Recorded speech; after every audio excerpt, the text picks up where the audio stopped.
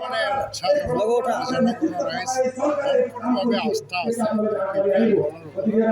আৰু BJP GSP নেতৃত্বাধীন যিটো কাউন্সিল চলি আছে ইয়াৰ জনগণৰ ৰাইজে আজি আস্থাত লৈ কৰি আছে এইকাৰণে UPPL দলৰ ভৱিষ্যতটো খুব উজ্জ্বল আৰু আগন্তুক নিৰ্বাচনত UPPL ভাল ৰিজাল্ট কৰিব পাৰিব সন্দেহ নাই।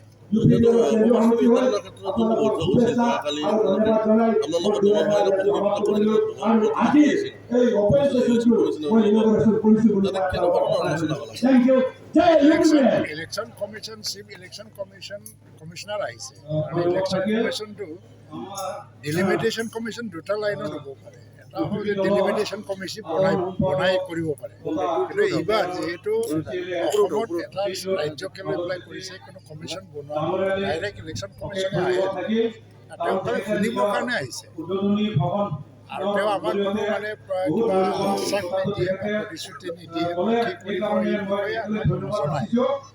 জনগণৰ ৰাইজৰ হৈ সংগঠন ৰাজনৈতিক দলবিলাকে কি ক'ব বিচাৰে কি মতামত UPPL দলৰ তৰফৰ পৰা স্পষ্টভাৱে এটা মেমৰেণ্ডাম দিছে, বিজেপিৰ পৰাও দিছে, SGPৰ পৰাও দিছে।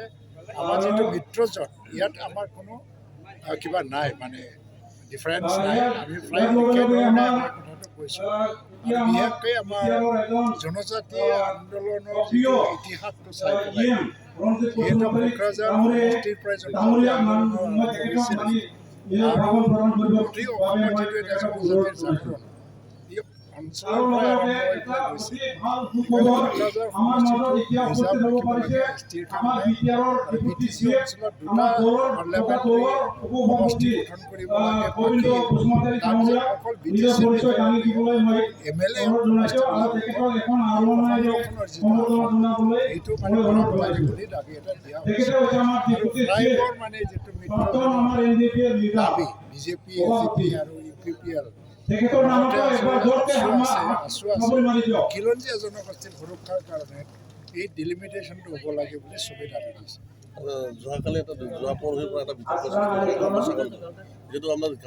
বিতৰ্ক হ'ব লগা এখন নাই। এইটো এটা ঘটনা ঘটিছে, এইটো লৈ পেলাই এটা জাতীয় আৱেগ কিবা কিবি ৰাজ্যভিত্তিত এটা বিতৰ্কত যদি লৈ যায় সকলো বিষয়টো লৈ যাব পাৰে, কিন্তু মোৰ ব্যক্তিগতভাৱে যিটো এটা মতামত গামোচাটো সমন্বয়ৰ নামতে নামতে ইমান ফিউজন